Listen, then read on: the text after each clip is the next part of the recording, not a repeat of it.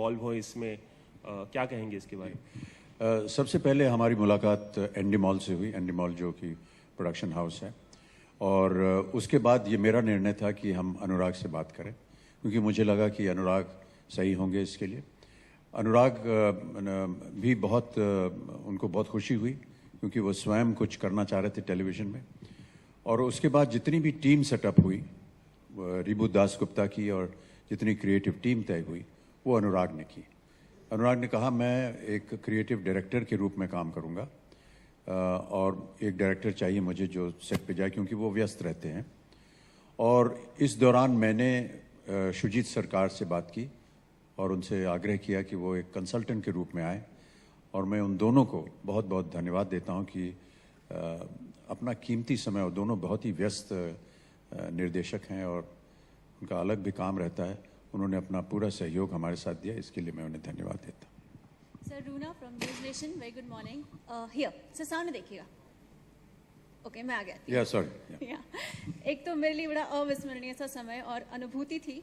एक तरफ देश हमारा नेशनल एंथम चल रहा था, आप उसे गा रहे थे, बॉम्बे स्टॉक एक्सचेंज है, आई थिंक तीनों बड़े बड़े आइकॉन्स, सर्वोपरि देश का हमारा गान है, उसके बाद ये जगह है, और फिर आप हैं। सर्टनली बहुत अलग फीलिंग थी। यहाँ से हटते हुए मैं ये जानना चाहूँगी, आपका कभी पर्सनली, प्रोफेशनली, बिजनेस वाइज, दोस्त वाइज बॉम्बे स्टॉक एक्सचेंज से कहीं कोई कनेक्शन रहा है तो कहाँ और कैसे? जी, रोज सुबह देखता हूँ उसे टेलीविजन पे।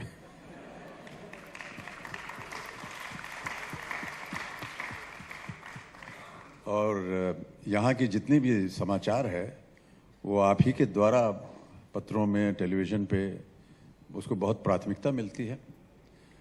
जब एक तरह से स्टॉक एक्सचेंज जो है वो देश के हाल को दर्शाता है, ये एक दर्पण है। जब स्टॉक एक्सचेंज अच्छा जाता है तो हम लोग सब खुश होते हैं, हमको लगता है देश तरक्की कर रहा है। और तो ये एक बहुत ही महत्वपूर्ण जगह है, और हमारा इनके साथ इनको देखना, इनके साथ जुड़े रहना, ये मैं ऐसा समझता हूँ अब हर भारतीय का एक तरह से एक कर्तव्य बन गया है, क्योंकि वो दर्शाता है कि देश किस तरफ जा रहा है। और जिस तरह से आजकल हम देख रहे हैं अपने स्टॉक एक्सचेंज उसको जिस तरह से बढ़ोतरी हो रही है, ऐसा लग रहा है कि देश आगे बढ़ रहा है। Mister Bachchan, Hari here from live India news. आपके रियल लाइफ और रियल लाइफ की जो तजुर्बा है, उस नज़रिए से अगर आपसे हम ये जानना चाहें कि एक कामयाब जो बिजनेसमैन है उसको अपने जो पर्सनल और प्रोफेशनल युद्ध में जीतने के लिए ऐसी कौन सी चीज़ ज़रूरी है उसके लाइफ में होना? सबसे पहले तो उसे अपने आप में कॉन्फिडेंस होना चाहिए कि वो जो करने जा रहा है वो सही है या नहीं।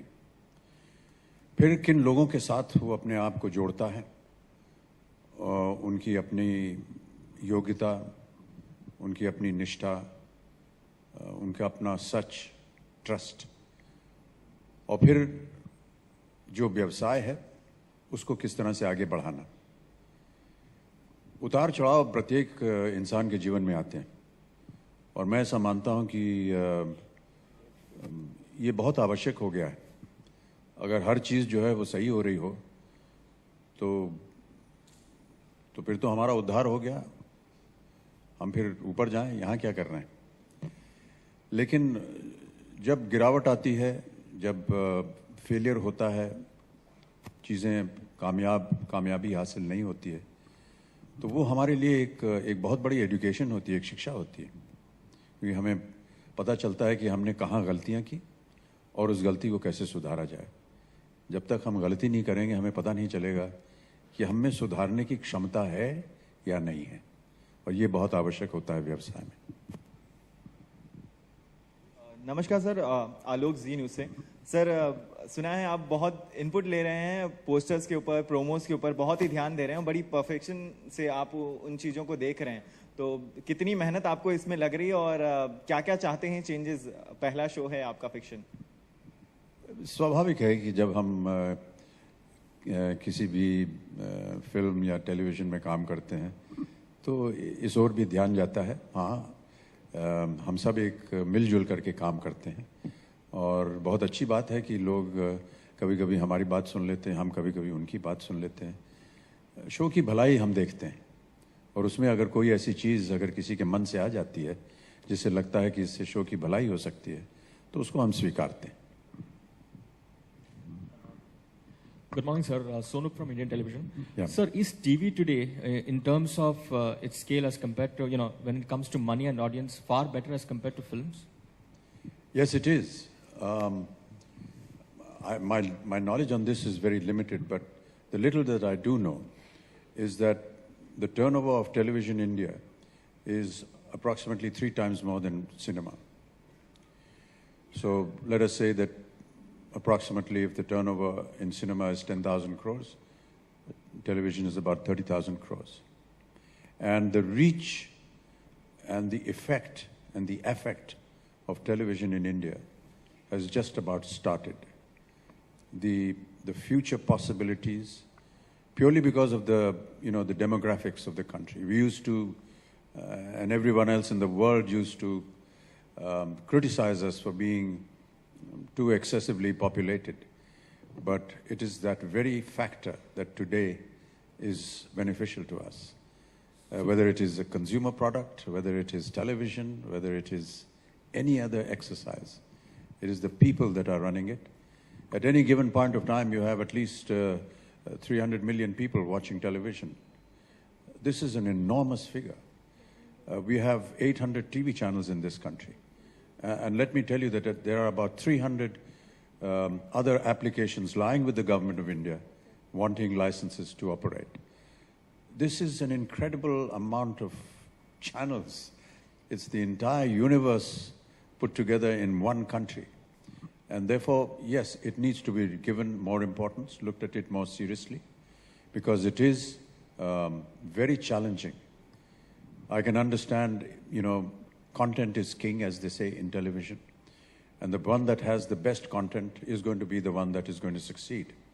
When you have 800 channels, each of them competing with each other, this not only gives us impetus to do our best, to do something different, and to attract the eyeballs that it needs to make that program successful, it also enhances our production values and qualities. And with the kind of funding and the finances that we hope will come in, will provide us that incentive to make better programming. So would you say it's a much safer proposition as compared to films, and is it the way forward for all the other film stars? Sorry, just say that again. Would you say it's a much safer, TV today is a safer proposition as compared to films, and is it the way forward for all the other film stars? Nothing is safe in this world. I mean, when you are doing creativity, you could be doing a little performance here on stage, you could be in front of television, you could be in front of cameras doing cinema.